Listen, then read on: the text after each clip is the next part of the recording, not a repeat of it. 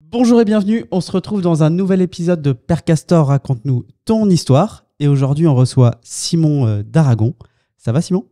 Ça va très bien et vous ? Bah écoute, tout va bien. Bah nous on est heureux évidemment de te recevoir. On a hâte de te poser plein de questions, de te challenger si on y arrive sur pas mal de sujets. En tout cas on a un bon ami à toi qui nous a dit que ça allait pas être des plus simples, Emeric pour ne pas le citer.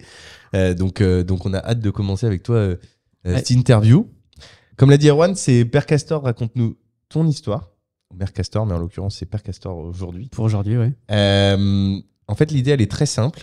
C'est qu'on va remonter à ton premier souvenir entrepreneurial ou d'investisseur. C'est toi qui décides. En sachant que vendre des cerises à 5 ans, ça peut être un souvenir entrepreneurial. Et ensuite, on va en fait défiler le fleuve ou la rivière de ta vie.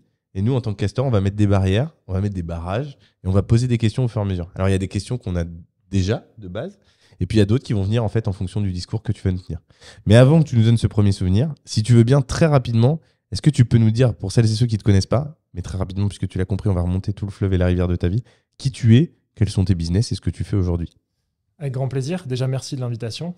Je m'appelle Simon d'Aragon, donc je suis maître de conférence en droit fiscal. Ça veut dire que je suis prof à l'université, pour faire simple. Je dirige un master de droit fiscal à Lille, dans le nord de la France. Ce n'est pas une ville de laquelle je suis originaire, puisque moi, je suis plutôt de la Côte d'Azur. Ok. Et ma deuxième casquette, c'est que j'accompagne des clients de France et du monde entier sur la partie fiscale, puisque je suis docteur en droit fiscal. C'est mon domaine de spécialité. On accompagne tout type de profils. On va en discuter après, j'imagine. Et donc voilà, c'est mes deux casquettes principales. À côté de ça, je travaille avec pas mal de responsables politiques également, notamment pendant le projet de loi de finances. On en parlera tout à l'heure. On pourra se dire un mot là-dessus, comment ça fonctionne au niveau politique, la partie fiscale. Qui vient tous les ans ? Qui vient tous les ans, exactement. Donc je contribue pas mal à ces sujets-là. Voilà, en quelques mots. Et puis évidemment, je suis investisseur et entrepreneur sur tout un tas de business, mais j'imagine qu'on va y revenir. Est-ce que exactement, putain, tu dois être l'une des seules personnes qui a respecté le 1 minute. Oui. C'est méthodique, c'est voilà. Ouais, c'est simple, efficace, c'est rapide. parfait. Juste investisseur, nous on distingue crypto, bourse, IMO. T'es sur les 3 sujets, t'es sur l'un des 3 ? Je suis sur les 3, en sachant que tout ce qui est crypto, c'est pas trop mon truc. Okay. Pour une raison très simple, c'est que je m'y connais pas des masses. Okay. Même si Et tu es exposé un petit peu quand même ou pas du tout ? J'y suis exposé sur les aspects fiscaux de ce sujet, évidemment. Donc ça pourrait faire l'objet d'un seul épisode. Voilà, on en parle avec grand plaisir. Mais non, c'est plutôt immobilier et financier, on va dire classique. Et les autres aventures entrepreneuriales, brièvement, tu peux nous dire lesquelles ? Alors, il y en a plusieurs. Je vais essayer de le faire rapidement. Déjà, il y a une partie qui est liée directement à mon activité principale, puisque je suis associé dans un cabinet d'expertise comptable. Okay. J'ai voulu verrouiller, si vous voulez, fermer la boucle d'une certaine manière. Tous mes clients travaillent avec mon expert comptable dans une structure dans laquelle je suis associé. Donc, tu as des clients ? Exactement. Exactement. Tous mes clients en fait travaillent avec cet expert comptable. Je peux vous parler de quoi d'autre comme projet. On a un vin qui va sortir dans pas très longtemps. Je suis associé avec 2 personnes sur ce. T'as un vignoble ou c'est uniquement pour la production ? C'est sans rentrer dans le détail, mais parmi les 3 associés, l'un des 3 est originaire du Var et puis c'est petit-fils de viticulteur et donc. Voilà, on travaille avec lui pour développer ce business-là. Le 3e associé étant ma tante, qui est la fondatrice d'une marque de décoration d'intérieur qui est une des plus connues au monde aujourd'hui, qui est la marque Peau de Vache. Vous jetterez un œil, c'est assez exceptionnel ce qu'il fait. C'est du savoir-faire français, c'est assez exceptionnel, c'est assez haut de gamme. Donc voilà, l'association de 3 personnes. Ça te parle ou pas ? Oui. J'ai l'impression que ça me parle aussi. Ouais. Vous jetterez un œil, c'est vraiment sympa. Voilà, un deuxième exemple. Et puis également, j'en ai d'autres. Voilà, je peux développer, mais je ne veux pas non plus. C'est marrant que tu aies autant de projets. J'aurais jamais imaginé que tu étais investi autant sur tant de projets différents. Quand on est entrepreneur, généralement, on a tendance à agir naturellement. Mais tu vois, quand on te voit de l'extérieur, en tout cas moi de ma perception. C'est le côté fiscaliste et le côté comptable qui donne peut-être un espèce de... On se dit, il y a un cadre, C'est volontaire de ma part. Ça fait partie de la communication que j'ai décidé d'avoir. Je n'ai pas forcément envie de communiquer sur autre chose que cette partie-là. Ça veut dire que des fois, tu fais la fête et tu termines à 4h du matin et on peut te retrouver en slip. Pas trop. Là, vous allez avoir du mal à trouver des images là-dessus. Ok, donc tu tiens à préserver cette image de quelqu'un de sérieux parce que, quelque part, ce que tu vends, le service que tu vends, c'est quelque chose qui nécessite du sérieux et de la méthode. Alors, encore une fois, je trouve qu'il y a des équilibres à trouver dans la vie de manière générale. Et moi, l'équilibre qui me semble fondamental, je le résume en une phrase, c'est être sérieux sans se prendre au sérieux. C'est-à-dire qu'il faut vraiment renvoyer cette image de sérieux parce que avec les clients qu'on a, on ne peut pas se permettre justement d'apparaître en slip un soir dans la rue, évidemment. En revanche, rester toujours très accessible pour tout le monde, quel que soit le niveau des clients. Moi, je dis toujours, il n'y a pas de petits clients, il n'y a pas de gros clients, il y a juste une relation humaine qui se crée, qui se noue. Et à partir de là, on avance ensemble. Très bien. Intéressant. Un petit peu de formation ? Oui, on a une boîte de formation également, Ok. bien sûr. On a créé récemment, alors je l'ai annoncé au séminaire il n'y a pas très longtemps, on a créé l'école française du business et de l'entrepreneuriat. C'est une école qui a vocation dans les prochaines années à former des collégiens et des lycéens au business et à l'entrepreneuriat. On est dans un pays où quand on est au collège et au lycée, en fait, on fait que de la formation classique. Donc l'idée, c'est pas du tout de concurrencer l'éducation nationale, c'est d'être un complément à l'éducation nationale, de prendre les jeunes une semaine pendant l'été ou une semaine pendant les vacances et de leur dire venez passer une semaine avec nous, une sorte de colonie de vacances, mais une colonie de vacances smart, utile, avec des entrepreneurs pendant une semaine, une dizaine d'intervenants, on les prend une semaine et on en fait des machines de guerre, en tout cas ceux qui sont réceptifs. Et peut-être que l'élève au fond de la classe va se révéler et devenir un entrepreneur. Exactement. Ok. Et Cool. qui finance, par curiosité, pour les parents qui nous regardent et qui pourraient être intéressés? Alors, c'est eux-mêmes qui financent, parce que D'accord. c'est une semaine qui va évidemment pas donner. D'accord. Pas donner, c'est peut-être pas accessible à tout Tu as le un monde. indice de prix déjà, une idée de combien ça va Oui, coûter? bien sûr, à peu près 2000 € la semaine, à peu près. D'accord. Donc, Ok. c'est pas donné, c'est évident. Par C'est un contre, peu plus cher qu'une colonie de vacances, mais c'est pas non plus décorrélé Exactement. du marché. c'est Enfin, c'est tout inclus et avec tous les intervenants qui sont présents. Intervenants choisis avec soin, des sportifs de haut niveau, enfin bref, tout ce qu'il faut pour faire une semaine assez exceptionnelle. On peut faire un parallèle qui n'est pas la même saison, mais qui sera en hiver. Une semaine au ski pour un enfant de 15 ans, c'est vite 2000 €. Exactement. Et si on prend le cas des étudiants, parce que j'ai fait collégien, lycéen, mais c'est aussi pour les étudiants, si on prend le cas des étudiants, plutôt que d'aller passer une semaine à Ibiza justement en finissant en slip le soir, comme je disais très justement, on va essayer de faire une semaine qui soit utile. Tu l'as été, toi, un jour, cet étudiant ou pas? Non, pas vraiment. T'as jamais été. T'as déjà Non. fait la fête non? J'ai déjà fait, Pour voir. mais sans débordement particulier. Ah ouais. T'as toujours été assez. Finalement, l'image que t'as aujourd'hui, elle est quand même le reflet de ta personnalité un petit peu. Je trouve qu'on n'a pas besoin de ça. Je trouve que les gens pensent avoir besoin de ça pour se sentir bien et pour exploiter une partie d'eux qu'ils n'exploitent pas dans leur journée. Je suis de ceux qui pensent qu'au contraire, c'est pas de cette manière-là qu'on noue des vraies relations humaines. Les vraies relations humaines, on les noue plutôt autour d'un dîner en étant tous bien, sans caméra, mais sans excès particulier. Non. Tu bois pas du coup? Je bois très peu. Très peu d'alcool, un verre de vin de temps en temps, un cocktail de temps en temps l'été, parce que je trouve que ça se... J'ai Ça pas de marche bien rigidité avec- absolue, mais j'ai une maîtrise totale de ce que je fais. Aucun excès? Tu fumes pas? Je Tu fume bois pas, pas? Je bois pas. Je suis le Tu genre consommes pas de idéal. drogue? Non, je plaisante. C'est toi qui me dis qu'il faut pas parler perso et tu m'en mets dessus.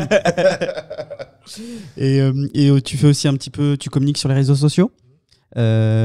Aujourd'hui, ça représente du temps pour toi. Comment est-ce que tu gères cette partie-là? Alors ça, c'est un vrai sujet. Mon équipe m'en parle régulièrement. Je suis contacté tous les jours par des gens qui me disent il faut te faire une stratégie de communication. En fait, aujourd'hui, je me rends compte que le mieux pour moi, c'est d'être sincère, c'est d'être honnête. Et les moments où j'ai du temps, en fait, je fais une story, tout aussi simple que ça. C'est-à-dire que Ok. souvent, c'est à l'aéroport parce qu'il n'y a qu'à l'aéroport où j'ai du temps, ou avant de prendre le train, ou... J'ai un message très clair dans ma communication. Je suis de ceux qui pensent que l'excès de communication pour vendre des choses ne fonctionne pas. Donc ma communication, j'ai un seul message à faire passer, c'est « je suis présent partout ». C'est mon seul message que je souhaite passer avec ma communication. Je suis présent partout en France. Donc je montre que je me déplace pour voir les gens. Après, c'est le bouche à oreille qui fait le job pour la compétence. Et disponible pour tous et accessible pour tous. Accessible pour tous, exactement. Je le disais tout à l'heure, il n'y a pas de petits clients, il n'y a pas de gros clients. On y va? On commence? C'est parti. On rentre dans le podcast? C'est quoi ton premier souvenir entrepreneurial ou ton premier souvenir d'investisseur aussi loin que tu arrives à ton souvenir? Alors, je vais peut-être un peu vous décevoir. Je ne suis pas un entrepreneur dans l'âme depuis mon plus jeune âge. Je n'ai pas d'histoire à raconter où je vendais dans ma classe de collège certaines Des choses. suites ou... Voilà, c'est pas vraiment à ce moment-là que ça s'est manifesté. Je dois dire, et je suis très reconnaissant envers la vie et envers les clients que j'ai rencontrés dès que j'ai commencé mon activité. C'est eux qui m'ont donné ce goût de l'entrepreneuriat. Alors par contre, depuis, ça explose dans ma tête tous les jours. J'ai des projets tous les jours et j'ai beaucoup de projets qui sont en cours également et qui sont développés et qui sont en cours. Mais j'ai pas de souvenirs très précis, on va dire très lointains. Peut-être ce premier client C'est qui cette personne à qui tu penses quand tu dis ce client qui m'a, ou ces clients s'il y en a plusieurs? J'ai pas de souvenir particulier d'un client précis. Peut-être que je dirais simplement que j'ai identifié assez tôt, les business models qui pouvaient exister, et j'ai identifié assez tôt la manière dont je pouvais gagner de l'argent assez facilement grâce à mon expertise. Et je crois que c'est plutôt ça ma force, plutôt que d'avoir un souvenir assez précis. Et j'avoue que si j'en avais un, il faudrait que j'y réfléchisse bien plus. Ok. Donc je suis désolé, je vous déçois un peu sur cette première question. Alors t'es le premier à ne pas nous donner de souvenirs entrepreneurial. Alors après, est-ce que tous ceux qui vous racontent leur premier souvenir, est-ce que ce premier souvenir est véritablement vrai? Ça, je ne sais pas. Ah, ça Je me permets pas de juger, mais en tout cas, moi, ça a le mérite d'être sincère. Ok. Non, mais après, en effet, après, il y a peut-être un premier moment, parce que du coup, il va falloir quand même qu'il y ait le haut de cette montagne qui va nous permettre de suivre ce fleuve. Donc, il faut qu'on trouve un moment. Parce que sinon, on a 1h30. En fait, sinon, on n'a plus de thème. Donc, on plie bagage. Ça serait quoi, du coup, ce moment? C'est quoi? C'est un moment dans tes études? Il y a un moment donné, tu as fondé ton premier cabinet avant d'être prof en université, j'imagine. Est-ce que c'était pendant tes études que tu as pensé à tout ça? Ça a été après? En fait, depuis très tôt, je l'ai l'accroche, c'est bon, vous allez c'est bon. Ok. J'ai cru qu'on allait arrêter là. Non, je dirais que la base depuis très jeune, je suis convaincu par la force de la transmission. J'ai été coach de basket quand j'étais plus jeune. Okay. C'est vrai que t'es grand. Hein. J'ai été coach de tennis. Ouais. J'ai beaucoup joué au tennis quand j'étais jeune. Et en fait, j'ai toujours été convaincu que ce volet transmission allait me permettre par la suite de développer des business autour de ça. Et d'ailleurs, même les gens avec qui je travaille, moi, il n'y a personne qui part d'un rendez-vous sans avoir tout compris. C'est hors de question. C'est-à-dire qu'il faut rester 5 heures, on reste 5 heures. L'objectif premier, c'est vraiment de nourrir les personnes que j'ai en face de moi. Et j'ai un raisonnement qui est totalement différent de ce qu'on pourrait appeler la concurrence par ailleurs. C'est que je refuse d'employer des termes compliqués. Je refuse d'être inaccessible. Je vulgarise à fond. Et je vais même te dire un truc, je préfère que tu viennes me voir une fois et que tu n'aies plus jamais besoin de moi. Je vais tout donner. Tu pars, tu n'as plus besoin de moi. Il n'y aura plus aucune facture. Mais par contre, je sais que tu vas en parler à 50 personnes. Et je préfère cette logique-là.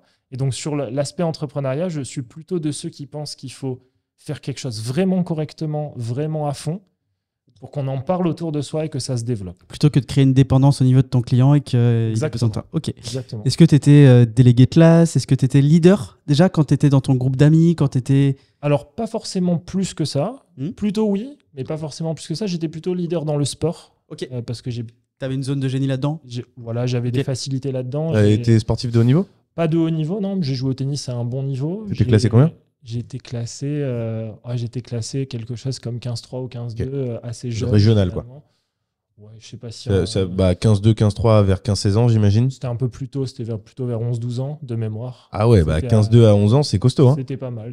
Ah ouais. C'était pas mal au début. Et puis après, bon, les choses ont fait que j'avais un peu d'avance à l'école, donc j'ai eu mon bac assez tôt. T'as sauté une classe? J'ai sauté une classe, exactement. Comme je suis plutôt de fin d'année, j'ai eu mon bac à 16 ans. Et donc, du coup, à 16 ans, il a fallu faire un choix entre prendre beaucoup de temps pour le sport ou prendre plus de temps pour les études. Et j'ai fait mon choix. T'es d'où dans le Var?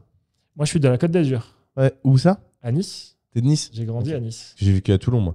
T'as vécu à Toulon? Sur le Mont Faron. Ok. Donc, excellent.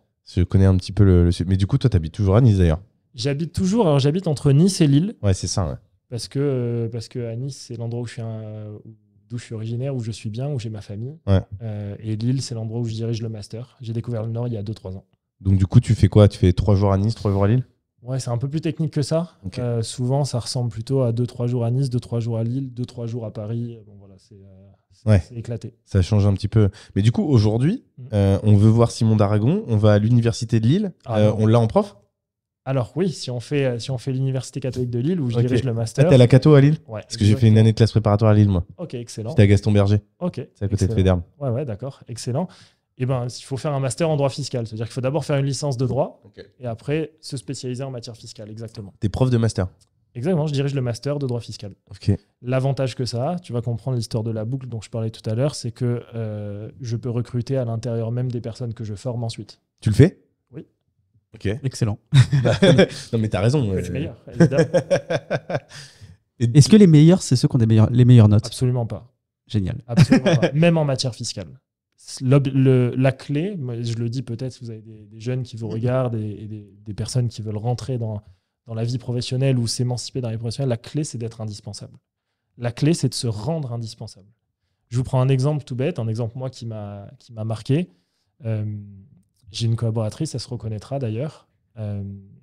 Avant qu'elle travaille pour moi, c'était une étudiante que j'ai eue dans le master. Et un jour, devant plusieurs étudiants, je raconte cette anecdote, il y en a très peu qui la connaissent. Un jour, quand j'étais devant les étudiants et je leur dis, moi, il y a un truc qui vraiment me saoule quand j'arrive à l'université. Je sais à quelle heure j'ai cours, mais je ne sais jamais dans quel amphi il faut que j'aille. Parce que je ne pense pas regarder. Moi, j'arrive à l'université et puis je vois quoi. Et je ne sais jamais dans quel amphi je dois aller. Et ben, à partir de ce jour-là, cette personne, à chaque fois que j'avais cours, un quart d'heure avant mon cours, je recevais un message avec la salle de cours. Et en fait, vous voyez, c'est se rendre indispensable sur un tout petit besoin en vérité. C'est même pas de la fiscalité, mais c'est hyper efficace. Ok. Je sais pas, on était en novembre jusqu'à la fin de l'année. Elle t'envoyait l'amphi à chaque fois. Exactement. Et aujourd'hui, elle bosse pour toi, elle fait quoi? Elle travaille pour moi sur la partie fiscale. Donc tu l'as embauchée sur la fiscalité. Ben, c'est très fort. Très malin de sa part. Très intelligent. Et t'en es content? Très content. Ça fait combien de temps que vous bossez ensemble? Ça fait, je pense, 2-3 ans. Ok.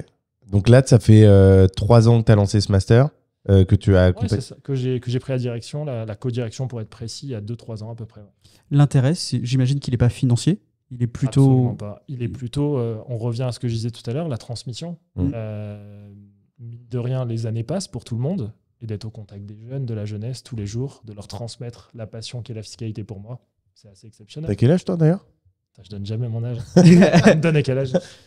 Bah, t'as des cheveux blancs sur le côté. Moi, je pense qu'on est de la même génération. Ouais, parce qu'Erwan, tu lui donnes quel âge? Erwan, je lui donne plus que toi, ça c'est sûr. Ouais. Et pourtant, les gens, en général, ils me donnent à peu près le même âge. Non, il a un peu plus. Je pense qu'il a 33, 34. 35. 35, ok. Et toi? Moi, tu me donnes quel âge? Un peu moins, j'aurais dit 28, 29. 24. Ah ouais, ok, super jeune. Et toi, t'as... Ah, je pense que vous êtes à peu près par... Un petit peu moins, je pense. Ouais. Je crois que je le sais en plus ton âge. Je crois que j'ai déjà entendu 32 ou 33 ans. 32, ouais. 32. Ouais, donc les années passent pas tant que ça. Ça va quand même. Non, mais ce que je veux dire par là, c'est que, mine de rien, d'être au contact de la jeunesse qui se forme, et puis pour rester faut rester dans les... Ça donne une crédibilité aussi? Complètement, bien sûr. De diriger un master, d'être prof à l'université, ça donne de la crédibilité. Ça nourrit un écosystème global, en fait. Exactement. Ok.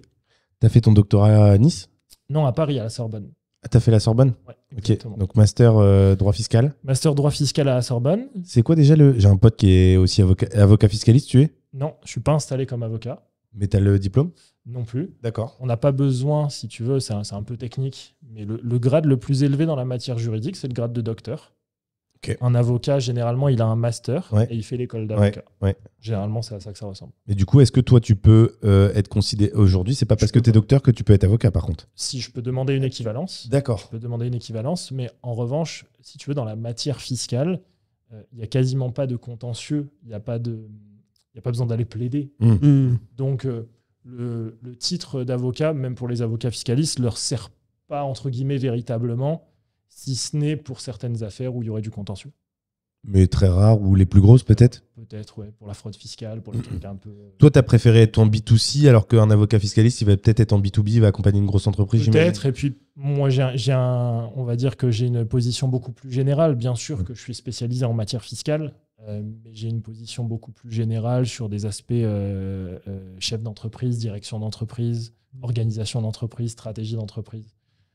Et tu as pris un créneau où il n'y avait pas ou peu de personnes en plus. Exactement. Donc du coup, ça t'a apporté rapidement du business, j'imagine. Tout à fait. Mais du coup, on va revenir.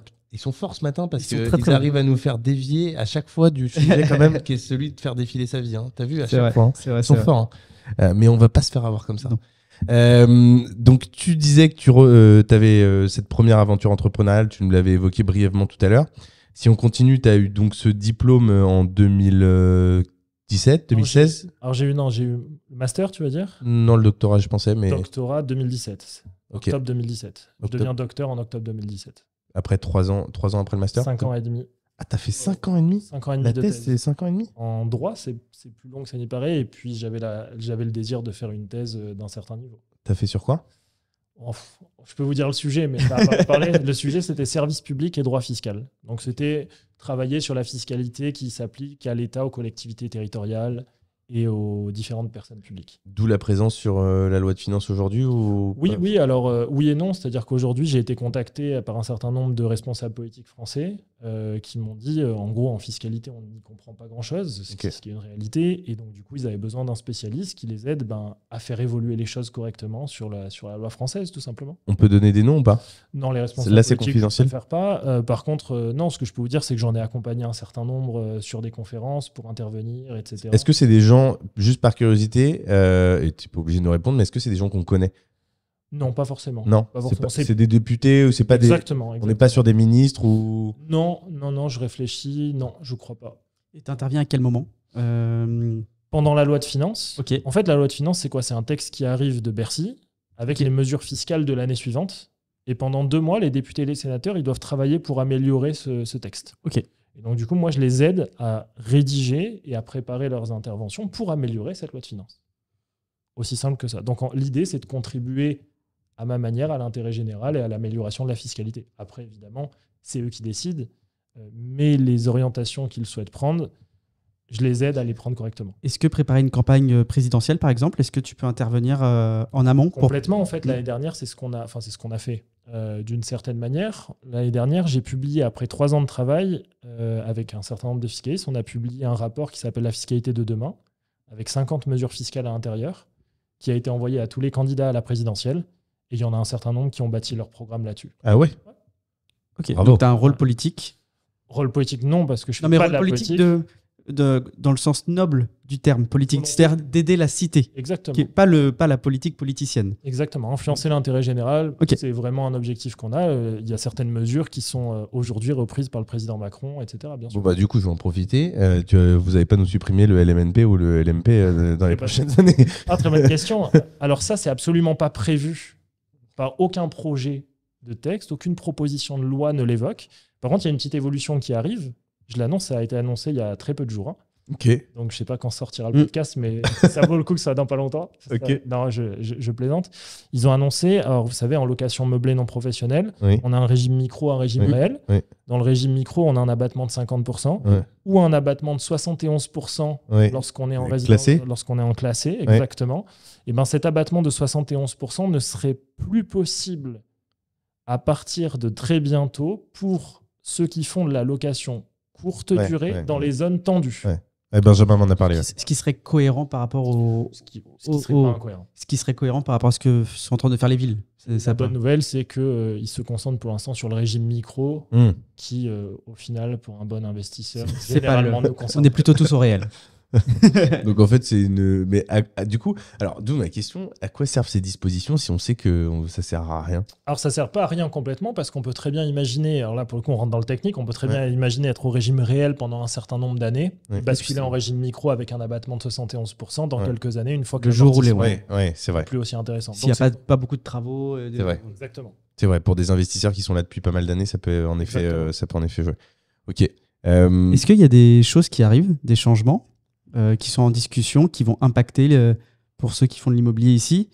On entend beaucoup de rumeurs par moment, notamment sur la propriété des terrains. Il y a eu quelques rumeurs qu'on a entendues. Est-ce qu'on peut démêler un peu le vrai du faux? Alors aujourd'hui, déjà si vous avez des exemples précis, on peut en parler sans problème. Aujourd'hui, il n'y a rien dans les tuyaux. Okay. C'est-à-dire que c'est important quand même de le signaler. C'est très important. Entre le moment où c'est dans les tuyaux et le moment où ça passe, il y a un certain délai. Qui peut être c'est entre 1 et 5 ans? Non, un peu moins quand même, ça peut être moins. Mais dites-vous bien, moi je dis toujours, je le dis en plaisantant, mais c'est pas une blague du tout. Imaginez le responsable politique qui déciderait de supprimer un des seuls avantages fiscaux qui existent en France, par exemple le LMNP. Ouais, bien sûr. Ça veut dire que politiquement, il a intérêt à rien jouer derrière. Faut être très, très courageux. Le gars fait ça et il se retire. Ouais. Oui. Ce qui n'a pas vraiment de sens. D'une part, et d'autre part, dis-moi si je me trompe, mais moi la réflexion que j'ai, c'est qu'aujourd'hui, le LMNP pousse beaucoup d'investisseurs à se lancer. Si demain on le supprime, on a déjà un besoin de logement qui est énorme. Si on supprime ça, on a beaucoup d'investisseurs qui vont se retirer. Et donc, ça va être. Je vois pas l'intérêt de l'État de le faire. Exactement. Je vois plus, pour le coup, plutôt un encadrement des loyers qui va se généraliser. Ça, c'est quelque chose qui, à mon sens, va finir par arriver. Je vois plus un encadrement plus serré de la location courte durée. Voilà, ces choses-là, ça me semble. Je pense qu'on va dans ce sens-là. De là à arriver à la suppression d'un régime fiscal, etc., il y a un peu de marge. L'exonération de plus-value sur la RP, tu penses que c'est quelque chose qui pourrait être remis en cause ou... Alors ça, pour être précis, encore une fois, c'est pas dans les tuyaux, qu'on soit bien d'accord. Par contre, il y a eu un rapport de l'OCDE qui a été publié. L'OCDE, c'est un organisme international. Ils font des recommandations. Il n'y a aucune obligation de les suivre, mais généralement, on les suit quand même. Et dans ce rapport, ils proposent aux États d'aller dans ce sens-là, de permettre une exonération, mais sans dépasser un certain montant. C'est ce qui ressort. Un montant ou un pourcentage? Les États sont libres de faire ce qu'ils veulent, mais c'est une recommandation. Donc, on pourrait, pourquoi pas, avoir dans quelques années, dans quelques mois, une mesure qui dirait sur la résidence principale, vous avez une exonération de jusqu'à 100 000 de plus-value, par exemple, mais pas au-delà, par exemple. J'en ai entendu parler d'un quelque chose. Non, mais c'est pour ça, parce qu'il y a... Toi, la question que tu voulais poser, avant qu'on revienne quand même sur ton histoire, mais la question que tu voulais poser, c'était par rapport au terrain, ce qui se fait en Angleterre, par exemple. Ouais, tu sais, il y a des rumeurs qui ont... Alors, on en a beaucoup parlé l'année dernière et il y a 2 ans. Oui. Aujourd'hui, c'est pas dans les textes en projet. Donc, j'ai pas de remarques particulières à faire là-dessus. Moi, je dis toujours, tant qu'il n'y a rien, il n'y a rien. C'est pas la peine d'aller se faire des nœuds au cerveau. Il n'y a pas d'avantage meilleur que le LMNP qui va venir? Pas de petite surprise dans ce sens-là? Dans ce sens-là, ça va être compliqué. Non, le truc qui avait été proposé il n'y a pas longtemps, vous savez, l'exonération de plus-value quand on n'est pas en résidence principale, c'est au bout de 30 ans.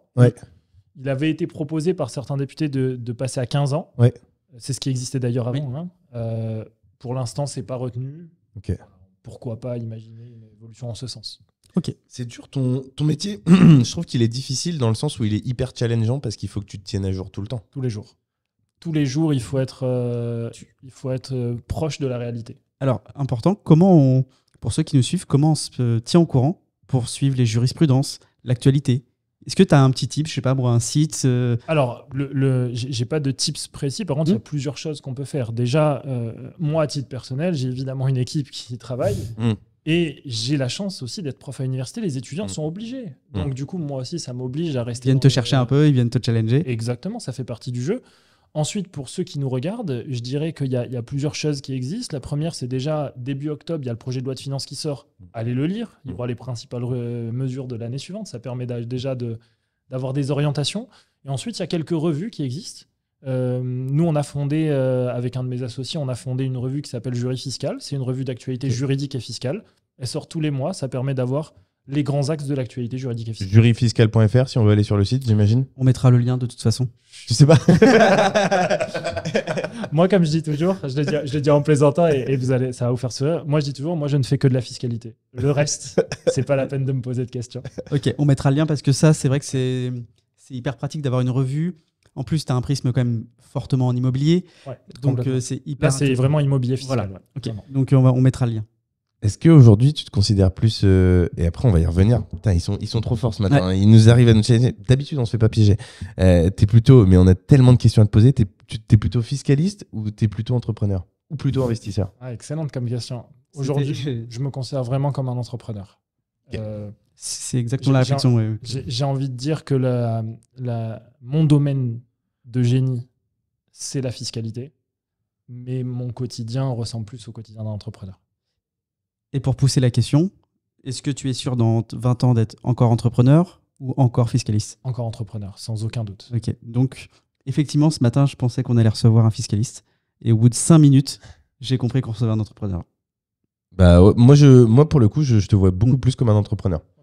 Enfin, je suis pas étonné du tout de ta réponse. Mais ton personnage branding est hyper bien géré parce que j'étais persuadé de recevoir un fiscaliste. Ouais, mais du coup, c'est parce que peut-être que moi, j'ai pas cette vision-là parce que Simon, je l'avais vu. On avait pas mal discuté. Et pour moi, c'était clair, j'avais affaire à un entrepreneur qu'utiliser sa formation pour pouvoir avancer dans ce prisme-là parce que c'est une belle opportunité, parce que tu t'attaques à un marché où il y a peu ou pas de personnes aujourd'hui. Exactement. Donc, du coup, tu es comme un...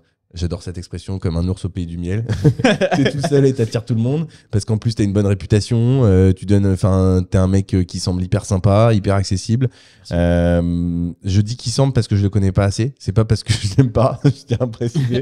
Non, mais franchement, et ça fait plaisir, ça fait du bien. Et il y a un peu plutôt votre génération à tous les deux là, de trentenaires. On vient de prendre une claque. T'as vu? Entre 30 et 40 ans. Tu vois, j'ai un notaire aussi avec qui je travaille là, qui est hyper sympa, hyper cool, des mecs qui se prennent pas la tête, ou quand tu l'appelles, t'es pas en PLS parce que tu dis putain, je vais dire la merde, le mec il va m'envoyer dans mes 22 quoi. Exactement. pour reprendre une expression, puisque tu vas avoir un match de rugby après. Exactement. Je cite en même temps. Ok. Du coup, tu termines cette thèse en 2017. Ouais. Brillamment, j'imagine. Ça se passe très bien. Ouais. Ça se passe très bien. Tu as toujours été très très bon à l'école ou pas? À l'école, non. À l'université, oui. Major? Oui, plusieurs fois. Ok. Et pourquoi?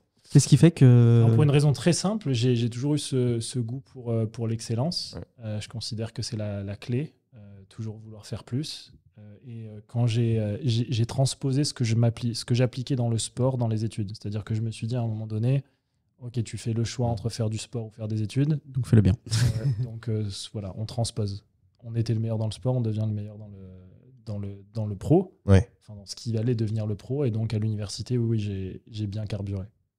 Bah, si tu as été major plusieurs fois, surtout à la Sorbonne, j'imagine que tu as dû à la Sorbonne, j'ai fait que les masters. J'ai fait que le master. Au début, j'étais à fac à Nice. Ok. 3 ans à Nice et 2 ans à la Sorbonne. 4 ans à Nice et ensuite 2 ans à Paris, puisqu'à Paris, j'ai fait un master en droit fiscal à la Sorbonne et ensuite un master en fiscalité internationale à Assas. Ok. Ah oui, t'es allé à Assas aussi? Exactement. J'ai voulu avoir le volet international également. Ok. Aujourd'hui, me sert beaucoup. Ouais, c'est ce que j'allais dire, que tu appliques. C'est quoi, c'est 50% de ta clientèle aujourd'hui? Non.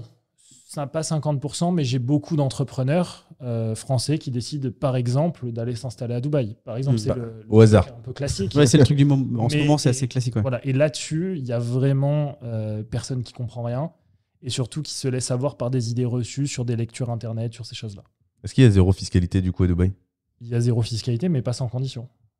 Il n'y a pas une histoire de chiffre d'affaires aussi Ah non, on part pas. En fait, c'est juste que on part pas prendre zéro de fiscalité sans rien donner en retour à la France. Ça n'existe pas. Donc il y a tout un tas de démarches à faire.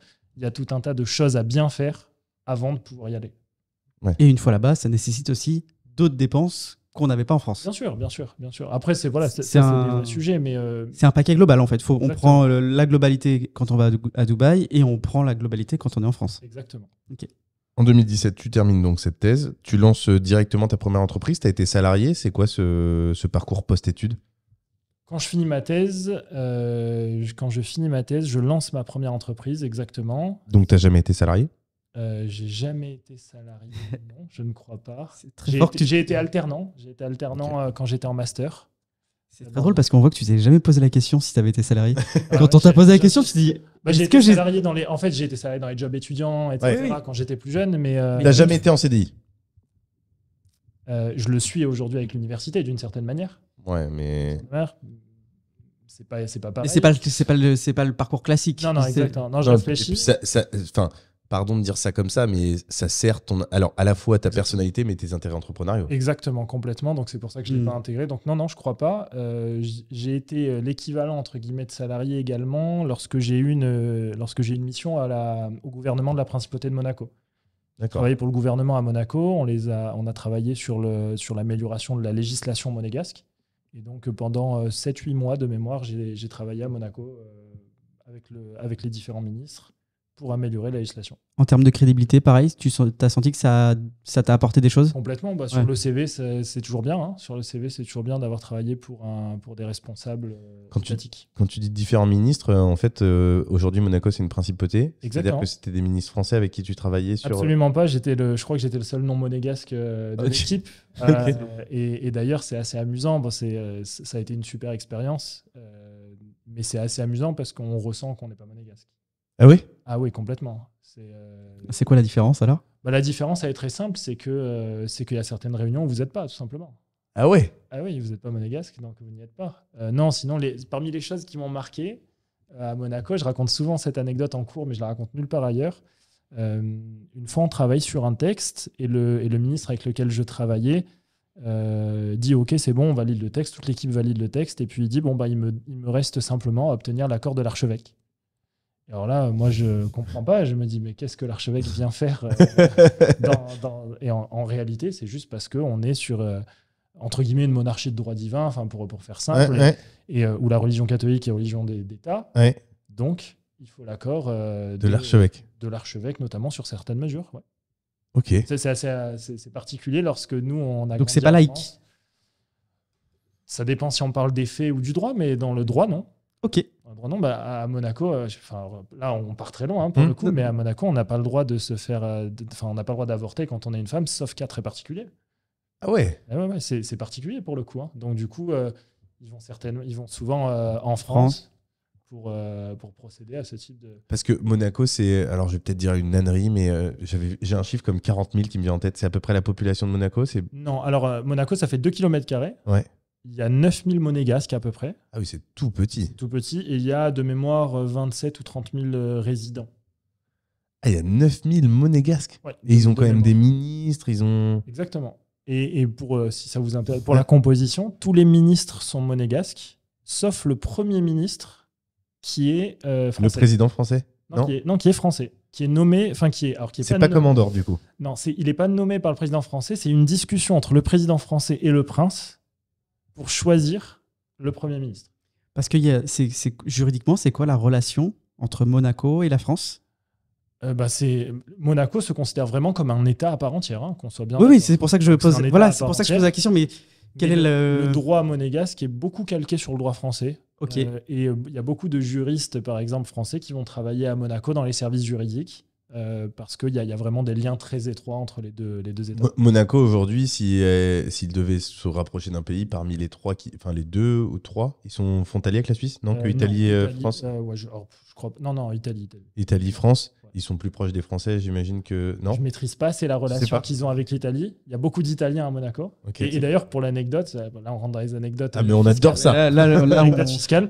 Sachez qu'un Français qui vit à Monaco, qui travaille à Monaco, reste soumis à l'impôt sur le revenu français. Dans la convention, il est marqué que si on est de nationalité française, c'est un des seuls cas où la nationalité est prise en compte. Si on est de nationalité française, même si on vit à Monaco, même si on travaille à Monaco, on reste soumis à l'impôt sur le revenu français. À l'inverse, un Italien qui vient vivre à Monaco, un Portugais qui vient vivre à Monaco, n'importe quelle nationalité dans le monde vient travailler à Monaco, ses revenus ne sont pas fiscalisés.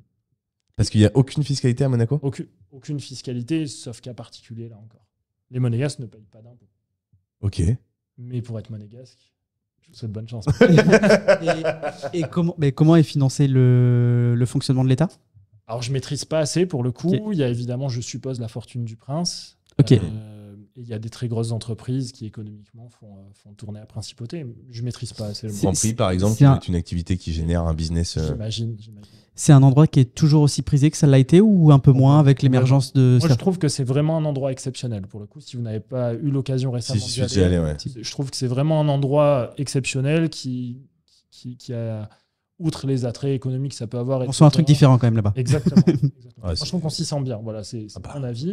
On s'y sent bien. Après, c'est pas tout positif. Moi qui ai travaillé au gouvernement, c'est aussi une grande famille, parce que tout le monde se connaît avec tous les aléas. Les plus et les moins. Exactement. Imaginez-vous dans un petit village. Et c'est ce que j'ai. Alors, 9000, c'est 3 fois mon petit village où je suis né. Non, mais c'est minuscule. Je ne m'attendais pas du tout à ce qu'il y ait aussi peu de personnes. Et surtout, il doit avoir un... Alors, je pars peut-être loin dans ma tête, mais du coup, je fais le parallèle avec l'Islande, où ils sont déjà 300 000, 330 000, et ils ont des problèmes sur les... Je vois où tu veux dire. Vous avez le terme ou pas? J'arrive plus à le sortir. Sur quand ils font des enfants, voilà. Ils ont tendance à être un peu cousins. Exactement. Je sais plus le terme. Comme à Lille. En fait, ils font des tests. Là, vous m'emmenez sur... Consanguinité. Voilà, consanguinité. C'est ça le terme que je voulais sortir. Ils font des tests. Non, mais t'en sais probablement rien. Mais je me dis, s'ils sont 9000... Non, mais à Monaco, il y a moins de problèmes. Je veux dire, à Monégasque, ils voyagent, ils voient du monde. C'est sûr. Et à Monaco, mais là où je comprends ta question, c'est que c'est pas le droit du sol, c'est le droit du sang. Ça veut dire que même si tu nais à Monaco, tu n'es pas monégasque. Ok.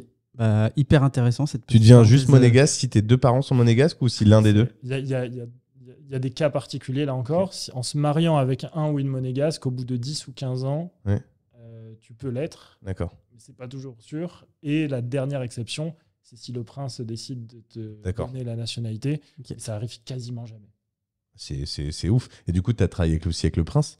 Non, pas en direct. Non. Pas en direct. Tu l'as jamais vu? Si, je l'ai vu plusieurs fois. On le voit régulièrement. Dès qu'on est à Monaco, comme c'est petit et comme il y a pas mal d'événements, etc., on a l'occasion de le croiser régulièrement. Mais non, j'ai pas travaillé en direct avec lui. Tu étais au Grand Prix le week-end dernier? Non, je suis pas très Formule 1. T'es pas très Formule 1? Ok. T'es plus tennis, plus Roland Garros. Exactement. Tu vas là? J'y étais déjà là depuis quelques jours. Ah, t'y étais? J'y étais depuis quelques jours et j'y retourne normalement demain. Ah ouais, ok. Donc toujours à fond dans le tennis alors. J'ai la chance d'avoir des personnes que j'accompagne qui sont des joueurs de tennis. Et d'où l'intérêt aussi de venir au congrès de Benjamin s'il y a une passion pour le basket. Exactement. Parce pour celles et ceux qui ne savent pas, il y avait Tony Parker. Exactement. Donc du coup, j'imagine quand tu étais un peu plus jeune, quelqu'un que tu devais regarder de temps en temps sur quelques matchs. Oui. Après, je suis pas dans le culte de la. Ouais. C'est pas mon. T'es pas fan, mais tu sais qu'il se débrouillait pas mal. Oui. Du coup, donc en 2017, tu lances ta première entreprise. Ouais. Laquelle? Ça, ouais. La principale, c'est qui Daragon fonctionne toujours Conseil. aujourd'hui. Ouais, bien sûr. Ok. Bien sûr. Daragon Conseil. Ouais, ça devait être début 2018, si je me trompe pas. Aujourd'hui, vous êtes combien? Aujourd'hui, alors pareil, je vais pas parler des structurations juridiques parce que c'est un peu technique, mais disons qu'on a Tout compris, tout ton écosystème. Ouais, alors tu peux dire qu'on est 10 personnes. Ok, vous êtes 10 personnes. Uniquement salariés, je suppose? Non, alors ça pour le coup, c'est pour ça que je te disais, prestataire la structuration juridique est un peu technique. On utilise aussi nos connaissances pour optimiser ces choses-là, évidemment. Ça fait partie du jeu, mais non, on a des personnes qui ont leur propre structure. On a un écosystème qui fonctionne bien de cette manière. Ok. Et donc, du coup, vous êtes une dizaine. Entre 2018 et aujourd'hui, une évolution forte. Ouais, c'était quoi le chiffre d'affaires en 2018? C'est quoi le chiffre d'affaires en 2022? Moi, je ne donnerai pas les chiffres d'affaires, Okay. comme tu t'en doutes, parce que c'est un peu compliqué à évoquer sur nos professions. Ok. En revanche, un chiffre que tu veux bien nous donner, s'il peut y en avoir un. Mon âge. Non, sur les chiffres que je réalise, c'est compliqué dans nos professions. Okay. On est assez fermé d'esprit là-dessus. Okay. Donc non, là-dessus, c'est compliqué. D'accord. Qu'est-ce qui fait qu'entre 2018 et aujourd'hui, tu deviens au fur et à mesure quand même un personnage en termes de fiscalité qui devient une référence en France, en tout cas dans le domaine de l'immobilier? Qu'est-ce qui fait qu'à un moment donné, ça switch? J'ai eu la chance d'avoir des clients, des personnes que j'ai accompagnées qui ont des fortes communautés sur les réseaux sociaux. Okay. Ça m'a donné de la visibilité très forte, très vite. Je prends l'exemple, je me souviens, je raconte cette anecdote parce qu'elle me fait toujours sourire. Un des premiers avec qui j'ai travaillé, c'est Christopher Wangen. Okay. Et je me souviens de ce jour où on était en rendez-vous, on était très très pro au début. C'était un client, quoi. Et un jour, on fait une pause dans un rendez-vous et il me dit mais crée-toi un compte Instagram, comme ça je t'identifie. Je lui dis, mais Chris, moi je suis un gars sérieux, je suis pas comme toi. et ça le fait rigoler. Je dis, mais moi je peux pas me mettre torse nu sur une plage, etc. C'est pas possible. Et il me dit, mais si, crée-toi quand même un compte et tu le feras à ta manière. Tu le feras à ta sauce. C'est un très bon conseil qu'il te donne dès le départ d'ailleurs. Exactement. Et d'ailleurs, je suis très, très reconnaissant de cette ouverture dans laquelle je me suis engouffré finalement grâce à lui, parce que je n'y aurais pas pensé, parce que je suis dans un milieu où les professionnels n'y vont pas finalement. Et du coup, je crée mon compte et au final, aujourd'hui, je suis assez content parce qu'il est à mon image. En tout cas, j'essaie de faire en sorte qu'il soit à mon image. Et je prends même du plaisir à développer ça parce que je trouve ça sympa. Tu as Christopher Wangen qui t'a permis de commencer, je dirais. Ouais. Tu as d'autres clients après qui t'ont permis d'évoluer Alors, j'ai plein de clients qui sont très connus sur les réseaux. Okay. Il y en a certains qui préfèrent garder la confidentialité parce qu'ils se disent que d'avoir un fiscaliste, ils ont peur que ça leur attire des contrôles. Quand tu dis très connu, c'est-à-dire par exemple par rapport à Christopher Wangen, c'est plus connu que lui, c'est moins connu. Il y en a des plus connus, bien sûr. Pour vous faire un peu les différents profils, ça évitera de donner trop de noms. On a des chefs d'entreprise de tous les domaines. Vraiment de tous les domaines. J'ai vu passer tous les types de business qui peuvent exister. Je vous raconterai 2-3 anecdotes si vous voulez, mais voilà, j'ai tout vu passer. Vas-y, on peut toutes les entreprises. Attends, je te fais les. Si tu préfères. Et après j'y reviens. Donc tous les chefs d'entreprise, sportifs de haut niveau. J'adore travailler avec les sportifs. Tous les sports. Tous les sports. Là, je réfléchis. On fait tennis, beaucoup rugby, foot, athlétisme, ski, et je donne hand, basket. Là, tu fais tous les sports. Donc tous les sports, et c'est vraiment. Foot, non, j'ai pas entendu foot. Foot. Foot, c'est plus difficile. C'est plus difficile parce que pour 2 raisons. La première, c'est que les joueurs de foot ont beaucoup moins de compréhension et d'ouverture d'esprit sur ces matières-là. Ils n'ont pas conscience qu'en fait, un sportif de haut niveau, c'est un entrepreneur. Ils ne s'en rendent pas compte. Parce qu'ils sont jeunes. C'est un entrepreneur éphémère pour certains. Exactement. Il faut sécuriser tout de suite, mais ils ne s'en rendent pas forcément compte. Et la deuxième raison pour laquelle c'est plus compliqué dans le football, c'est que vous avez les agents qui ne sont pas forcément du bon côté pour le sportif, qui verrouillent tout et qui n'ont pas trop intérêt à ce qu'une personne compétente arrive dans l'écosystème. Beaucoup de conseillers. Beaucoup de gens qui prennent des commissions sur tout ce qui se passe en vérité. Le problème du foot, c'est qu'il y a peut-être trop d'argent trop vite. Et donc des personnes qui s'en accaparent. Et puis après, quand tu travailles et que tu as un modèle, c'est difficile d'en changer. Complètement. Alors que parallèlement, je vois l'exemple du rugby. Incroyable l'état d'esprit des gars dans le rugby. Moi, il y en a, c'est devenu des amis, des super amis. Je vais les voir après, là, d'ailleurs. Vraiment des gens qui comptent, pour moi, humainement, bien plus que sur la partie fiscale. Et c'est des vrais chefs d'entreprise, des vrais entrepreneurs. Beaucoup plus de recul sur la vie, etc. Mentalité un peu plus terrienne, peut-être. Complètement. Et puis, valeurs de l'Ovalie. Exactement. Sans être dans le cliché. Mais... Exactement, complètement. Et donc, 4e catégorie, ce que je vous disais, donc toute cette nouvelle génération de chefs d'entreprise. Alors, entreprise, sport. Particulier, ok. Classique, sport, et toute la nouvelle génération, influenceurs, youtubeurs, télé-réalité, toutes ces choses-là. Et c'est pour ces gens-là que je ne donne pas forcément de nom, parce que c'est pas utile, mais c'est des gens qui ont évidemment besoin d'être accompagnés. Ok. Et du coup... les exemples d'entreprise, c'est ça ? Alors, si, on va revenir aux exemples d'entreprise, mais j'ai une question indiscrète, sans donner de nom, sans rien donner du tout. Est-ce que, du coup, tous les influenceurs qu'on voit, parce que du coup, tu as les chiffres, est-ce que les chiffres qui sont donnés, souvent tu te dis, il abuse un peu, il fait pas vraiment ces chiffres-là, ou est-ce que les gens, ce qu'ils disent sur les réseaux sociaux, c'est quoi ta vision là-dessus, puisque du coup, tu es des deux côtés, de manière générale? Ah oui, de toute façon, je pourrais jamais donner de nom et d'exemple. Non, puis on va pas le demander, c'est pas le but. De manière générale, oui, il y en a qui mentent, très clairement. D'accord. Sur leurs chiffres.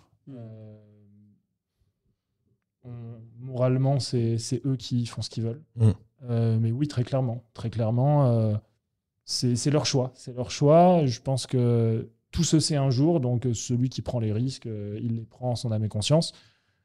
Moi, à titre personnel, la plupart de ceux avec qui j'ai travaillé, c'est vraiment plutôt des gens, je dis sérieux, et puis ça va vous faire sourire, parce que ce qu'ils font, beaucoup de gens considèrent que c'est pas sérieux, mais sérieux dans le sens où c'est des gens quand même qui prennent le temps de se poser, de se structurer, de faire appel à un professionnel. Bon, voilà, c'est déjà bien. Moi, ici on ne porte pas de jugement sur quiconque réussit dans son domaine. Parce que celui qui réussit dans son domaine, c'est celui qui est soit le meilleur ou celui qui a le mieux compris les codes du domaine en question. Exactement. Et réussir en télé-réalité, alors pour certains, c'est peut-être moins noble que dans d'autres domaines, mais ceux qui réussissent, c'est ceux qui ont su craquer un peu plus le code que d'autres. Donc nous, là-dessus, on est hyper à l'aise. Moi, je suis admiratif d'une personne qui a une réussite, 90% des réussites en tout cas. En fait, la difficulté, je pense qu'il ne faut pas mélanger les choses. Moi, je suis entièrement d'accord. On est tous on valide tous les réussites. La difficulté, c'est plus la réception qui est faite par les jeunes générations de ces réussites-là. Comment on le traduit, bien sûr. Exactement. Moi, je trouve que c'est plutôt ça la difficulté. Aujourd'hui, on est face à des jeunes qui pensent que gagner de l'argent facilement sans rien faire, ça existe. Oui, c'est 3 stories par jour. Et vous savez, comme moi, que ça n'existe pas. C'est du boulot, ouais. C'est du boulot et c'est idiot, mais par exemple, percer sur les réseaux sociaux, quand tu le fais pas, tu te dis que c'est facile. Quand tu le fais, tu te dis c'est le truc le plus dur.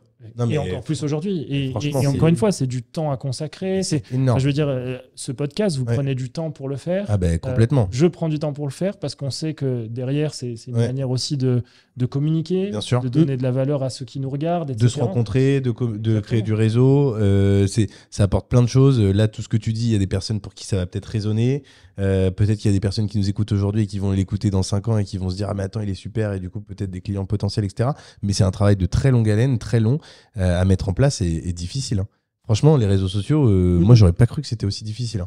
Donc percer dans les réseaux sociaux, franchement, il y a quand même une forme de génie à un moment donné parce que même s'ils ont su exploiter une faille ou une opportunité peut-être plus tôt, c'est quand même une force. Complètement. Moi, j'ai une question. Tout à l'heure, quand tu disais, il y a des clients qui veulent rester discrets sur le fait que je les accompagne parce que avoir un fiscaliste, on sous-entend une optimisation fiscale. Est-ce que, moi, j'aurais tendance à dire que c'est plutôt gage de qualité d'avoir un Simon d'Aragon dans son écosystème. Est-ce que même vis-à-vis de l'État ou vis-à-vis quand on appelle entre guillemets les impôts, quand on règle des dossiers ou des litiges, est-ce que c'est vu comme un atout ou du coup il y a une crainte? Alors c'est complètement vu comme un atout. Ok. Parce que c'est bien d'être accompagné, mais il y en a qui préfèrent rester discrets parce que ça veut dire, c'est ce que vous disiez tout à l'heure, c'est les sujets d'argent en vérité. Et il y en a qui, devant leur communauté, ils n'ont pas envie de dire j'ai vu un fiscaliste pour parler d'argent. Ce que je comprends.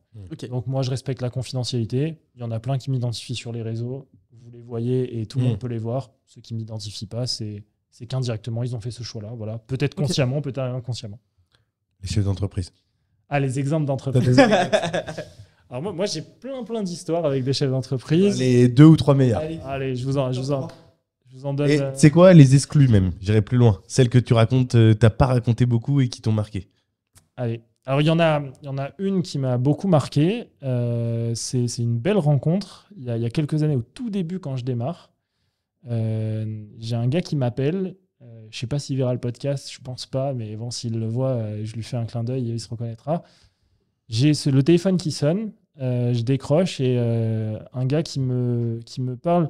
Je veux pas faire de cliché, mais un gars des quartiers nord de Paris qui s'adresse à moi, pas de la manière classique, on va dire. Ça casse un peu les codes. Ça casse les codes. Genre, voilà. salut Simon, ou même. Frérot. Et dans ton œil, c'est ce que je sais. J'ai entendu le frérot. Et en gros, j'ai besoin de toi, mais j'ai pas d'argent, j'ai pas de quoi te payer, mais j'ai besoin de toi. Comment on fait? Et j'ai trouvé ça assez cool, et c'est pour ça que je dis qu'il n'y a pas de petits clients, il n'y a pas de gros clients. Ce gars-là, il se trouve qu'à ce moment-là, on était tous les deux à Paris, pas trop éloignés géographiquement. Et, bref, je dis, allez, tu sais quoi, ça fait partie de la vie, ces rencontres. Oui. On y va. Moi, j'ai jamais de personnes avec ce profil-là, ouais. Enfin, pas souvent en tout cas. Je dis, allez, on y va. En plus, moi, c'était plus le début de mon activité qu'aujourd'hui. Je dis, allez, on y va, on se rencontre. Et ce jour-là, ce gars-là m'explique ce que c'est le dropshipping. Je ne savais pas ce que c'était. Je ne savais absolument pas. Je n'avais jamais entendu ce mot. 2018 ? Certainement, voilà, okay. À peu près. On explique très brièvement le dropshipping. C'est vendre un produit qu'on n'a pas en stock en France et il est livré directement par un fournisseur en Chine au client final. Voilà. Exactement. Et on fait des marges dessus, etc. Et donc, ce gars-là m'explique ce que c'est. Je trouve ça incroyable, ingénieux. Oui, d'un point de vue entrepreneurial, ça te... Exactement. Et ce gars-là, vraiment, il n'avait rien, quoi. Je sais même pas si au moment où on se voit, je suis même pas sûr qu'il mangeait à sa faim, quoi. Ah ouais. C'est vraiment quelqu'un qui avait pas de moyens, hein, qui est très modeste. Je le sens, j'ai pas les éléments, mais je le sens. Et 6 mois après, il m'envoie un message pour me remercier, etc., en me disant qu'il est devenu multimillionnaire et aujourd'hui il vit à l'étranger et il roule avec sa Lamborghini, etc., etc., quoi. Et il a vraiment gagné beaucoup d'argent. Et il a gagné énormément en très peu de temps. Très peu de temps, et c'est une belle histoire. Voilà, c'est une belle histoire. Donc, il y a eu le dropshipping. L'autre exemple que je peux vous prendre dans le top, c'est un truc hallucinant. J'ai vu des chiffres hallucinants sur la voyance en ligne. Ah ouais? Oui. Ça paye pas de mine et c'est incroyable. J'ai jamais vu ça. J'ai jamais vu ça. C'est certainement parmi les chiffres les plus élevés que j'ai pu voir. Parce qu'en vérité, alors ça peut pas s'implanter en France parce qu'il y a des réglementations qui l'empêchent. Donc, il y a des implantations dans d'autres pays, etc. Ça veut dire quoi? Ça veut dire que tu dois aller vivre, par exemple, en Espagne si tu veux faire de la voyance en ligne en France? En Espagne, je me souviens plus si ça fonctionne. Mais dans un autre pays, pour implanter les entreprises, tu peux prendre des équipes en Afrique. Il y en a qui prennent des équipes en Afrique, etc. En fait, c'est un truc qui tourne. Et le truc qu'il y a derrière, c'est qu'en fait, quand tu fais appel à un voyant en ligne, tu ne demandes pas de facture, quoi. C'est normal, quelque part, tu ne demandes pas de facture. Tu veux pas trop de traces. Donc, du coup, si tu es dans des pays où il n'y a pas de fiscalité, etc., au final, tu te retrouves... Ton chiffre d'affaires, c'est... Voilà. Tu as compris qu'il n'y a pas trop de freins en termes de montant, en termes de... Voilà, c'est un truc qui m'a beaucoup fait sourire à l'époque quand j'avais été confronté. C'est fou, ça, là, parce qu'en plus, les sites sont moches, éclatés, et c'est des machines à cash. Exactement. Moi, je ne pensais pas. Voilà. Tu as vu plusieurs millions d'euros qui... Ouais, ah ouais. Ouais. C'est ouf. C'est vrai que la voyance en ligne, ça paye pas de mine comme ça. Mais... Moi, j'y aurais jamais pensé. Enfin, en vérité. Et là, en plus, j'ai vu des reportages là-dessus où ils disaient que depuis que TikTok est arrivé, a priori, ça a encore plus explosé. Okay. Il paraît qu'il y a beaucoup de consommateurs qui sont sur cette plateforme-là. Donc, du coup, tu as lancé tout ça en 2017. Tu as eu tout un tas de personnes. À partir de quel moment tu t'es dit, c'est sympa cette entreprise, mais en fait, aujourd'hui, je suis un entrepreneur et du coup, je veux lancer plein de projets. En fait, c'est les déclics qu'on a tous dans notre vie. Moi, je suis passionné par ce que je fais, mais j'ai envie de faire plein d'autres choses. Je sais exactement où je veux aller après, dans un second temps. Tu vas nous dire après où tu veux aller. Ça, on verra. En tout cas, sur la vie d'entrepreneur. J'étais très attaché à lancer un vin, parce que je trouve que le vin, ce qui me plaît dans le vin, c'est l'objectif, c'est de rentrer dans les endroits. Moi, c'est ça qui me plaît. Je parle même pas de chiffres. Le but, c'est pas de faire du chiffre. Le but, c'est de dire que j'ai fait rentrer un produit dont on est à l'origine dans tel restaurant, dans telle maison. Ouais, c'est noble. Chez tel client, il y a un côté noble qui me plaît beaucoup. Donc ça me plaît beaucoup. Après, j'ai vraiment l'ambition de créer une marque de vêtements, de chaussures, j'en sais rien. Ça, j'ai pas encore suffisamment bossé dessus parce que je trouve que c'est des choses qui restent. Quand on se retourne, après, on peut être fier de ça. Donc, ça me plaît bien. J'ai beaucoup aimé sortir mon livre aussi parce que sortir un livre, ça fait partie des choses qui restent aussi. Donc, voilà, j'aime bien ce côté laisser une trace avec ce que je fais. Tu veux marquer l'histoire à ta manière. À ma manière. On n'est pas là pour marquer l'histoire de manière générale, mais en tout cas, ou pourquoi pas, mais en tout cas, voilà, faire des choses et aller dans le bon sens. Et puis détacher de toi, parce qu'en fait, aujourd'hui, tous tes autres business, qui ont la formation, tes sociétés, on t'enlève, bon, exactement. C'est un peu plus compliqué. Ça vaut rien complètement. Là, si on parle d'un point de vue juridique et fiscal, pour le coup, une entreprise qui porte mon nom et où je suis la tête d'affiche, sans moi, elle vaut rien. Donc aujourd'hui, c'est aussi développer des business qui tournent sans moi finalement. Okay. Et là, tu ne porteras pas du tout les marques. C'est-à-dire tu n'incarneras pas la marque, pardon. Non, le vin, il s'appellera pas d'Aragon. Non, ça ferait un peu trop d'ego. Bah après, ça va avec l'idée de vouloir rentrer dans des grandes maisons, finalement. Ouais, non, voilà, il va sortir dans pas longtemps. Est-ce qu'on a le nom de ce vin? Ouais, bien sûr. Pour l'instant, c'est un rosé qui s'appelle le rosé Holiday. Ok. Voilà. Il y a une page Instagram, il y a tout ce qu'il faut, mais ça arrive bientôt. On mettra aussi. Il sort, et aujourd'hui, on peut en boire ou toujours pas? Dans quelques semaines. Là. Ok. Dans quelques semaines, on aura pour l'instant, non, il y a les premières bouteilles qui arriveront dans quelques semaines. Donc, quelques semaines, au moment où on fait le podcast, là, on est début juin. Ouais, ce sera fin juin qu'on va tout avoir. On est sur une année où c'est pas le gros lancement cette année, ce sera l'année prochaine. Là, on est sur une année de test par certaines maisons. On a la chance d'avoir. C'était aussi ça l'idée, c'était de lancer ça au moment où on a un réseau très important. Moi, j'ai un très gros réseau. C'est ce que j'allais dire. Est-ce qu'aujourd'hui, tu n'as pas un carnet d'adresses qui est invraisemblable? En réalité, c'est pour ça que je lance aujourd'hui aussi. C'est qu'on sait qu'on va pouvoir rentrer à peu près où on veut avec cette bouteille. Donc, cette année, on va s'assurer que c'est l'excellence. Et l'année prochaine, on rentrera où on veut rentrer. En termes de prix, on sera sur quel type de... C'est du haut de gamme. Ouais. Pour du rosé, c'est très rare. Alors, c'est très rare pour du rosé. Ça se développe de plus en plus, mais c'est très rare. Gamme de prix, je dirais qu'on sera entre 18 et 25 euros pour faire. Ok, donc pour un rosé, pour ceux qui ne connaissent pas trop le vin, c'est déjà des très bons rosés. Ouais, voilà, exactement. C'est cher pour un rosé. Mais ça reste accessible. Si on veut en boire une, on peut se le permettre. Exactement. Et c'est vrai que, tu vois, c'est là où c'est intelligent, c'est que je me dis, en fait, de par la fiscalité, tu arrives à créer un carnet d'adresses qui est surréaliste. Exactement. Qui plus est, confidentiel, parce que c'est ton métier qui te le permet.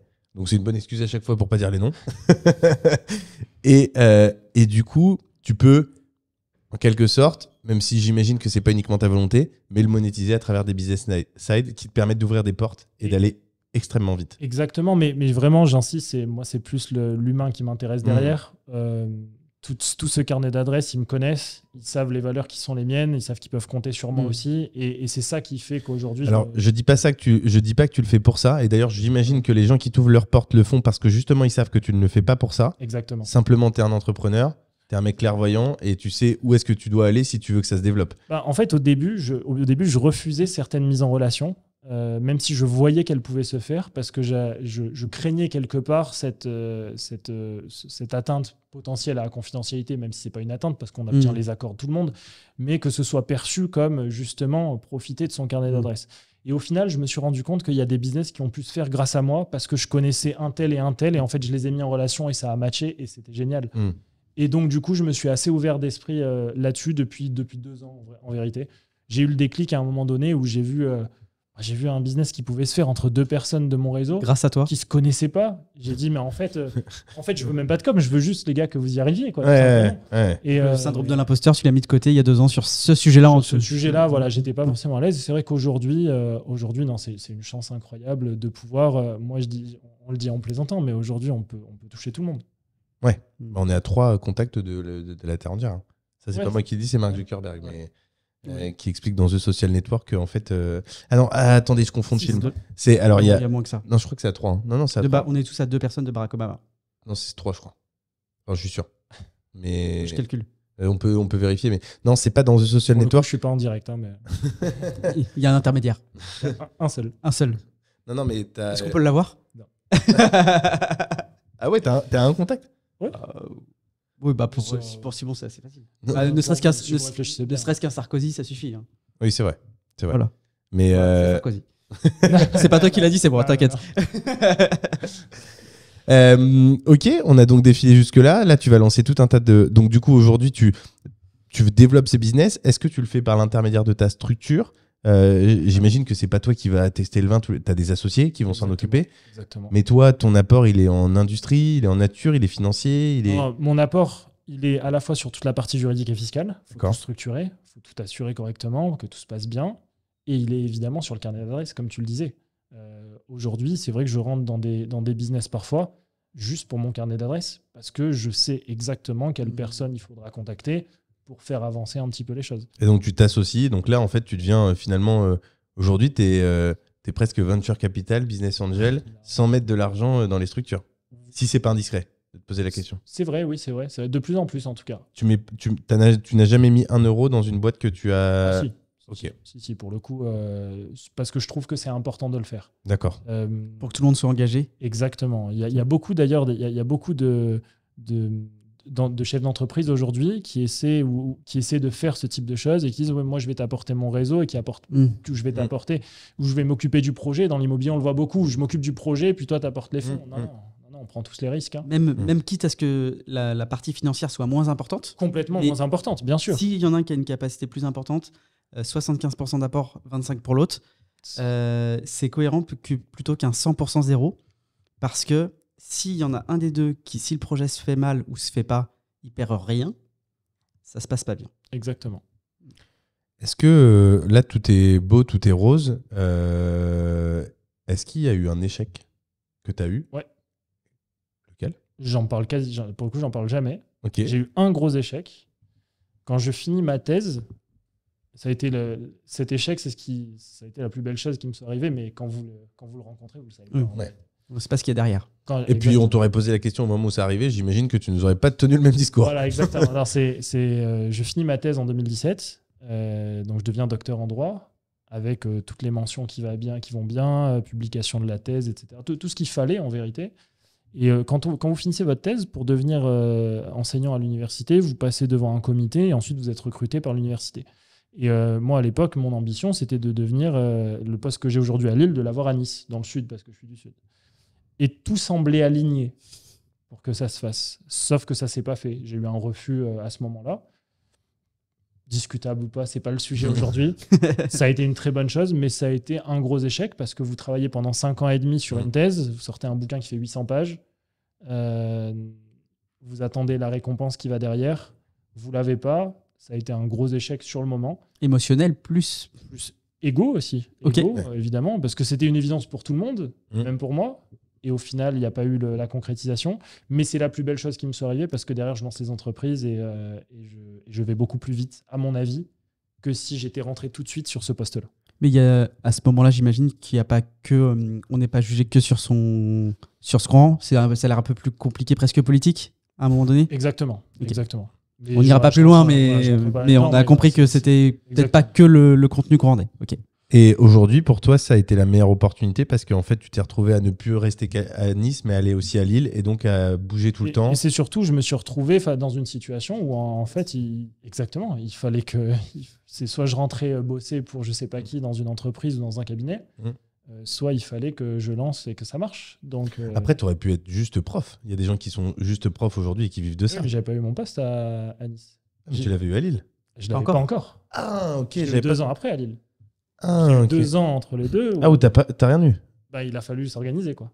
Ah, ok. Ah, j'avais pas compris. Je pensais que t'avais demandé Nice et qu'on t'avait donné Lille. Non. Ah ouais, on t'a filé 0 poste. Oui, parce qu'en fait, quand tu fais une thèse, vous êtes par exemple une trentaine et il y a 10 places. C'est les 10 meilleurs. Un peu plus compliqué que ça, parce qu'il y a un comité qui valide d'abord certaines choses, et c'est là qu'il y a des dimensions politiques sur lesquelles je ne rentre pas. Ouais. Mais oui, voilà, il y a eu un petit temps de latence où j'étais quand même enseignant dans des universités, mais pas avec un vrai statut, entre guillemets, de professeur recherche, de conférence qui dirige un master, etc. Maître de conférence, tu donnes des conférences en dehors de celles que tu organises déjà ? Ouais, je suis intervenant sur beaucoup de conférences en France et dans le monde. J'ai eu notamment une chance incroyable, c'est celle d'accompagner un député des Français de l'étranger. J'ai fait une sorte de tournée avec lui de tous les pays d'Europe, de l'Est notamment. Okay. On a fait 10 dates où j'ai fait 10 conférences en fiscalité pour les Français de l'étranger. Et ça, c'était assez exceptionnel. On est parti, c'était début 2018. Toutes les semaines, j'allais à Budapest, Bucarest, Berlin, Prague, etc. Et on a fait toutes les capitales comme ça. C'est quoi la conférence qui t'a le plus marqué et pourquoi? En vrai, c'était le même sujet à chaque fois, donc du coup... Parmi toutes les conférences, j'entends. Depuis que tu es conférencier, donc depuis 5 ans, t'en as fait, je sais pas, une centaine? Ouais, j'en ai fait beaucoup. Je dirais que c'est il y en a deux. Okay. Il y a d'abord le séminaire que j'ai moi-même organisé il y a quelques semaines à Lille. Ouais, qui était une belle réussite. On a eu 400 personnes, des gens qui viennent que pour la fiscalité. Ouais. C'était une journée fiscalité. Qui sont venus de toute la France. Ils sont venus de toute la France. Je pense que c'est au-delà de la fiscalité, c'est aussi pour toi. Ça a été très touchant parce que j'ai fait intervenir 5 ou 6 personnes dans la journée et les retours que j'ai eu à la fin, c'est qu'en fait, ça aurait été mieux. Enfin, c'est pas que ça aurait été mieux, mais ils auraient aimé que j'intervienne plus dans la journée. Donc j'ai trouvé ça très touchant. Je t'ai vu avec ton petit micro, j'aimais bien devant le tableau.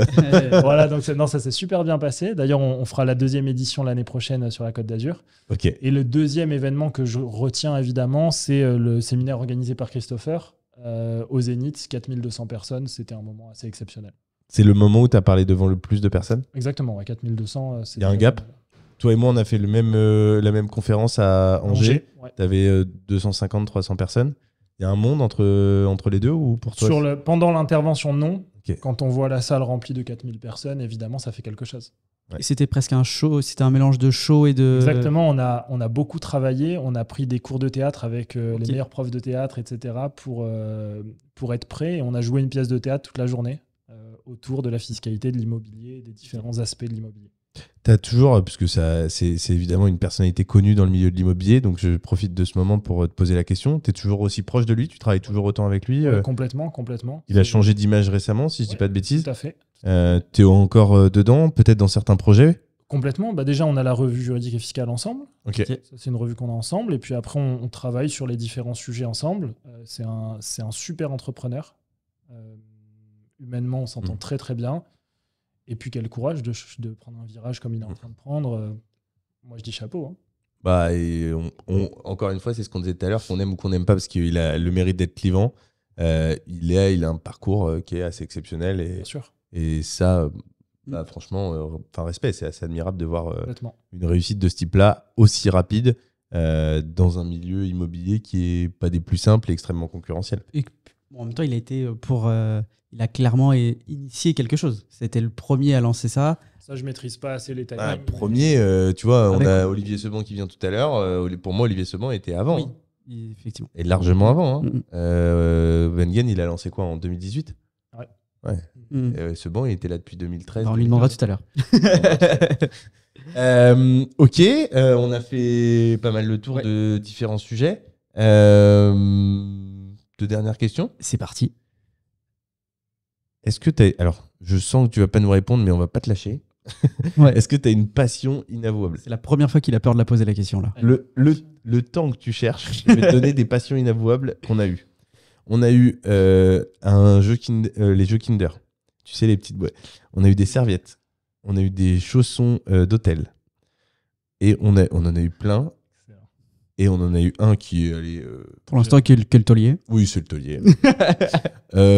Passion, masturbation, 5 fois par jour. Et il l'a assumé frontal. Il a 500 000 personnes sur Insta. Il a assumé frontal. Il n'a pas le même personnage branding que toi, par contre. Faut qu'on soit honnête. On raconte pas d'histoire. On est ici, on se dit... Non, je l'ai. Ah, je l'ai que personne n'a d'ailleurs. Pour le coup, vous serez les premiers à... Franchement, on a eu quelques exclus. On te remercie pour ça parce que tu as été très transparent. J'ai une passion inavouable, ça fait bizarre de le dire. Un mythe s'effondre aujourd'hui. Non, les chemises. Les chemises, tout simplement. J'achète des chemises... tout le temps? Tout le temps. Okay. Chez moi, je dois avoir 40 chemises emballées. Ah oui. Emballées, que j'ai pas encore mises. Ok. Et voilà, c'est inexplicable. Toujours les mêmes, des blanches ou... Toujours des blanches et des bleues, voilà. En plus, c'est les mêmes couleurs? Très souvent, voilà, toujours les mêmes. C'est quoi, c'est des marques différentes ou non? Quasiment pas, c'est toujours quasiment la même marque. Voilà, c'est inexplicable. Des fois, j'en achète 8 et ça me fait du bien. Quoi, voilà. C'est un toutou Non, c'est surprenant, hein, mais voilà, c'est ouf. Si c'est vraiment... c'est pas une passion, du coup. C'est pas une passion. On est un peu sur un toc, on peut dire. Un peu. Et voilà, plutôt sur Aujourd'hui, tu as entre 50 et 60 chemises, donc 40 qui n'ont jamais été mises. Ouais, je pense qu'on est loin des chiffres. Ah bon? Parce que comme je vous ai dit, j'habite à Nice et à Lille, donc j'ai 2 endroits. Faut pas manquer, ouais. Donc voilà. T'as combien de chemises au total? Franchement, j'ai pas compté, mais plus de 100, c'est sûr. Plus de 150, je pense. Incroyable. Ouais. Ok. Ah, c'est un vrai truc que tu nous as donné là. Ouais. Je sais pas encore si je vais pas vous dire de le couper. Je vais y réfléchir. Et il dit à ses clients, prenez soin de vos finances personnelles. Ah, c'est génial. Non. Ah, mais c'est génial. Mais moi, j'adore. Ouais, très fort. Ah, c'est trop cool. Et franchement, au début, quand tu m'as dit les chemises, je me suis dit, il se fout Il de est en train de nous arnaquer. Ouais, il Et est en train après, de nous baiser, là. Ah, putain, génial. Donc, non, sinon, je crois pas avoir d'autres. On va pas te tanner. Franchement, c'est une ça super suffit. réponse. C'est validé. Honnêtement, c'est une super réponse. C'est validé. Par contre, il faut que tu nous en donnes une deuxième si tu veux qu'on la coupe. Parce que les gens vont se dire, mais attends, il n'y a pas de passion inavouable. Non, c'est Non, bon. ça va. C'est bon, c'est validé. Pas de problème. Et est-ce qu'il y a des questions ou une question qu'on t'a pas posée pendant ce podcast et qu'on aurait dû te poser? Un sujet qu'on n'a pas traité, que tu aurais aimé traiter. Non, pas particulièrement. Je réfléchis. Non, c'était un super moment. C'était cool. C'est vrai, ça t'a plu? Ouais, c'était hyper détendu. Ok. Et si j'ai envoyé des trucs que j'avais jamais envoyés, c'est que je me sentais bien et que ça s'est bien passé, quoi. Donc, Ok. C'est le but. Moins de rigidité que ce que j'ai pu connaître. Même si vous avez un but différent. C'est pas une critique pour les autres podcasts, hein, loin de là. Mais j'ai bien aimé la forme, ouais. Très sympa. Le fait que vous soyez deux, c'est top aussi. Ouais. Vous avez chacun vos réactions différentes, etc. Enfin, c'est très appréciable. Trop cool. Voilà. Pas d'autres, non, mais pas de questions particulières. Bah écoute, si, attends, je vais reprendre le tips qu'on nous a donné tout à l'heure. Si vous avez aimé Simon et vous voulez qu'on ait... parce que, en fait, c'est finalement grâce à vous qui nous écoutez. Si aujourd'hui on peut avoir des profils comme Simon, c'est parce que peut-être que... Alors, je sais pas si tu as regardé un petit peu ce qu'on faisait, mais tu as dû regarder s'il y avait quand même quelques écoutes, etc., j'imagine. Donc, plus on est nombreux à écouter, plus on a des profils de qualité. Et plus on a des profils de qualité, plus vous êtes nombreux à nous écouter. Donc, si vous pouvez juste mettre 5 étoiles, prendre 2 minutes et mettre 5 étoiles sur le podcast, ce serait génial parce que nous, ça nous permet d'être mieux référencés et donc d'avoir toujours plus d'écoute et des profils toujours plus intéressants. Voilà. Écoute, en tout cas, merci beaucoup. C'était Merci à vous deux. très intéressant. On t'a vu en plus sous un jour un peu effectivement différent. C'était trop cool. Moi, franchement, j'ai adoré. Et Aymeric, s'il a écouté jusque-là, franchement, je trouve qu'on a réussi à le challenger. Donc, je suis plutôt content. Aymeric, il n'a pas l'info sur les chemises. Il va la découvrir. Excellent, excellent. Bon, bah écoutez, en tout cas, merci de nous avoir suivis jusqu'ici. Et nous, on vous dit à la semaine prochaine. Merci. Ciao. Simon. Salut. Merci à vous. Merci. Merci à toi.